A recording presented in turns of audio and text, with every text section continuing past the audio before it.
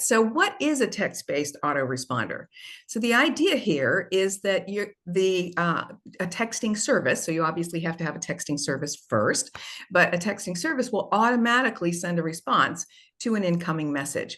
Now, how do those incoming messages come to you? It could be through a form submission where they're inquiring about your services, or maybe they're responding to a form that you posted, in social media.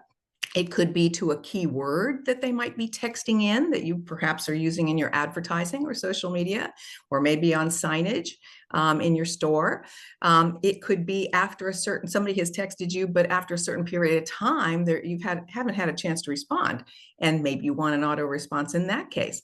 The idea here is to create that interaction right away, so that, as Majid was saying, if you are responding quickly, you're going to be able to keep that customer engaged. In fact, you're 21 times more likely to be able to engage that customer if you text very quickly. Usually typically within 5 minutes would be ideal. That's a best practice.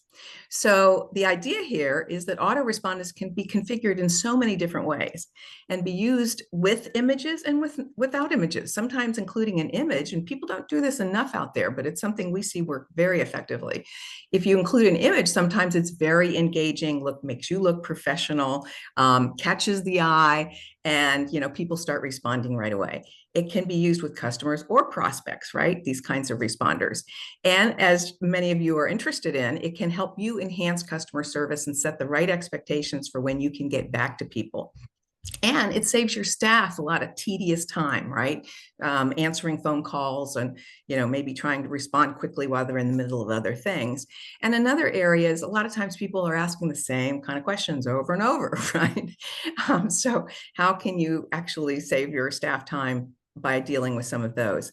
And, one of the things that we want to point out here is if somebody fills out a submission form and you have the proper kind of checkbox on there that they're willing to get a text response back, then you have met the compliance criteria. And if they text you first, then it's implied that they are expecting a text response back.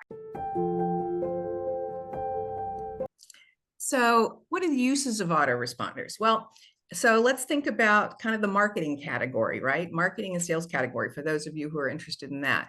The idea here is, as we're talking about, fast response to prospects, immediate response to prospects really makes a huge difference. And we'll give you a statistic on the next page about what some of our clients see here. This is another great way to build up your list, so you have yet another way to market to your customers. Again, it doesn't matter whether you're a retailer or you provide professional services. It's important to build up a list that you can text people, about some of the services that you offer or the products that you offer. Being able to offer codes for promotions is very valuable, right? That's a great way to kind of engage your customers and tell them about specials that you're having. And then just customer loyalty. Many of you mentioned this customer engagement thing. How do you make sure your customers are, tied in with you more closely in building that loyalty? Autoresponders can make a big difference there. And then in the sort of customer service, improving your processes kind of category, as Majid was mentioning, what are those FAQs, frequently asked questions that come in all the time that just take a lot of time to answer, that you can send information quickly and easily. You can even identify issues that people are having with your product or your services with keywords. And so that's a great way to kind of find out what are their questions. And then, if it's after hours, you don't want people, texting you and feeling bad that they're not getting a response. If you're on vacation or simply too busy, how do you deal with those kinds of issues?